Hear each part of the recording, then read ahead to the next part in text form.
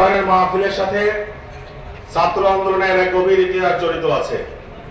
1991 সনের 23 আগস্ট ছাত্র আন্দোলন আনুষ্ঠানিকভাবে প্রতিষ্ঠা হয়, কিন্তু আনুষ্ঠানিক যাত্রা শুরু হয় চরমনাইয়ের অগ্রহায়ণ মাহফিল থেকে।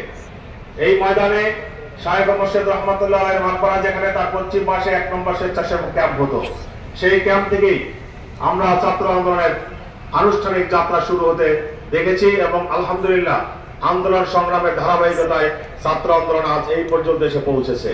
ছাত্র আন্দোলন থেকে তৈরি হওয়া একদল তারকা সমৃদ্ধ একটি সংগঠন হচ্ছে ইসলামী যুব আন্দোলন বাংলাদেশ। সারা বাংলাদেশে ইসলামী যুব আন্দোলন বাংলাদেশের দায়িত্বশীল ভাইরা বিপদগামী পথহারা পথ ভোলা যুবক ভাইদেরকে বিশ্বাস চরমনাইয়ের নেতৃত্বে ঐক্যবদ্ধ করার আপ্রাণ চেষ্টা চালিয়ে যাচ্ছে। চরমনাইয়ের ময়দানেও যে সকল নতুন যুবক ভাইদেরকে আপনারা নিয়ে এসেছেন, আপনাদের প্রতি আমার উদাত্ত আহ্বান থাকবে, যুব আন্দোলনের কার্যালয় নিয়ে কিংবা সারা মাঠে ছড়িয়ে ছিটিয়ে থাকা যুব আন্দোলনের দায়িত্বশীল ভাইদের মাধ্যমে আপনারা তাদেরকে যুব আন্দোলনের সদস্য হিসাবে অন্তর্ভুক্ত করে দিবেন। সর্বশেষ আমি একটি দাওয়াত দিয়ে আমার বক্তব্য শেষ করব। আপনারা নিশ্চয় শুনেছেন, আগামী 17 জানুয়ারি ঐতিহাসিক সরোয়ার্দী উদ্যানে পীর সাহেব চরমনাই ইসলামী যুব আন্দোলনের ৫ম যুব কনভেনশনের তারিখ ঘোষণা করেছেন। এই যুব কনভেনশন গতানুগতিক কোনো সম্মেলন নয়। এই কনভেনশনকে সামনে রেখে ইসলামী যুব আন্দোলনের এক মহাপরিকল্পনা আছে। আপনারা জানেন যে বাংলাদেশের প্রত্যেকটি ইউনিয়নের প্রত্যেকটি ওয়ার্ডে একটি ভোট কেন্দ্র থাকে। সারা দেশে আমাদের প্রচুর সংখ্যক ভোটার আছে, সমর্থক আছে, যারা আমাদেরকে ভোট দিতে চায়, যারা আমাদেরকে ভোট দেয়, কিন্তু দুর্ভাগ্যজনক বাস্তবতা হলো সেই ভোটগুলো আমরা কাউন্ট করতে পারি না। এর একটাই মাত্র কারণ, ভোট কেন্দ্র কেন্দ্রিক বাইরের আমরা মহড়া দেখাতে পারি না, অভ্যন্তরীণ শক্তি আমরা প্রদর্শন করতে পারি না।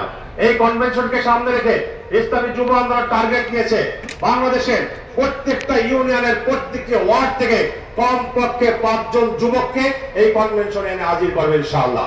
এটা মহতারাম আমির পীর সাহেব চরমনাই প্রদত্ত আমাদেরকে কর্মসূচি।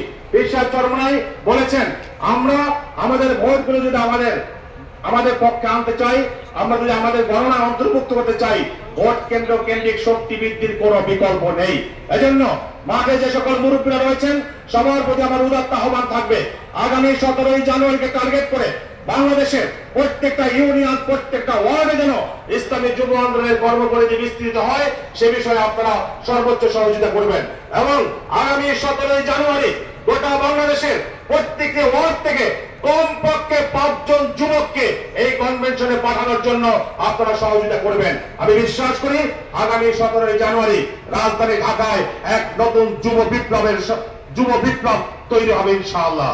এবং সেই বিপ্লব থেকে পীর সাহেব চরমনাই যে বার্তা ছড়িয়ে দিবেন, সেই বার্তা নিয়ে মাঠে ময়দানে ছড়িয়ে পড়ে আগামী নির্বাচনে ইসলামী আন্দোলন বাংলাদেশ তথা হাত পাকা প্রতীকের পক্ষে আমরা একটি গণজোয়ার তৈরি করতে সক্ষম হব। আল্লাহ রাব্বুল আলামিন আমাদের সহায় হন।